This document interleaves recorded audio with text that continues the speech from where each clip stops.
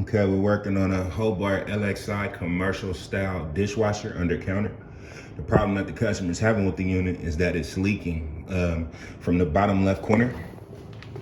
From right here, it's leaking during operation. And this is a common problem that these Hobarts have. So I'm gonna go ahead and walk you guys through it to show you what's going on here. Okay, so on the inside of these Hobart dishwashers, they use really high water pressure on the inlet. So what tends to happen is the control rinse arm here, the rinse arm will bust along the side and it'll let out too much water, fill a little too fast and begin to leak from right here.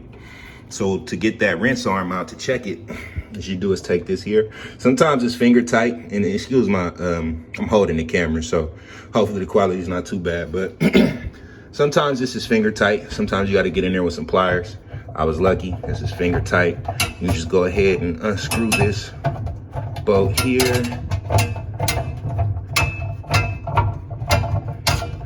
Yeah. Just unscrewing. Control the arm, it's gonna spin, and voila. Okay, so we've got the rinse arm off. I'm gonna check it out now. Okay. Yep, and there it is. Burst it right there, spraying a little bit too much water into the unit because it's all controlled. So in the event that this does happen, you're gonna have to replace the rinse arm. Yeah, no way around that. It's a very expensive part, typically ranges between $300 to $450 depending on who you're getting it from. Alrighty, so we've got the new part and the old part here. You can order both rinse arms together. The top and bottom here is an assembly, but it's about $200 more expensive, whereas if you just order the rinse arm by itself, the lower one, because that's the one that bursts and caused the problem. All you have to do, if you do it the more cost efficient way, is install the upper rinse arm on the lower one. And it threads out. You just hold this here, pop off this nut, and it'll slide right out. So I'm gonna go ahead and get those switched over and get it reinstalled into the unit. Alrighty. So what I'm gonna do first is go ahead and take my pliers, and go ahead and grab it like so. Grab this top nut here, and I take my crescent wrench. Oh, have to look the right tighty, always remember that. And then get finger tight. Might have to play with it some more.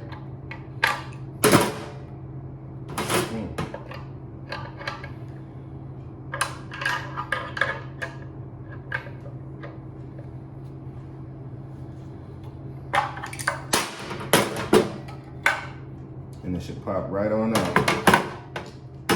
And this is the insert that'll go in through the bottom, like that. And it threads right in. So let's go ahead and get it switched over to the new unit. So this is our new part. So like I said, we're gonna go straight through the bottom to the top, come right above that, and then we can go ahead and get it tightened. And we can do this part with our hands.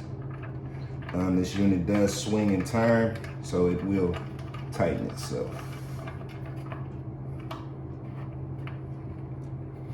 But for good measure, let's go ahead and throw a little torque on there, right?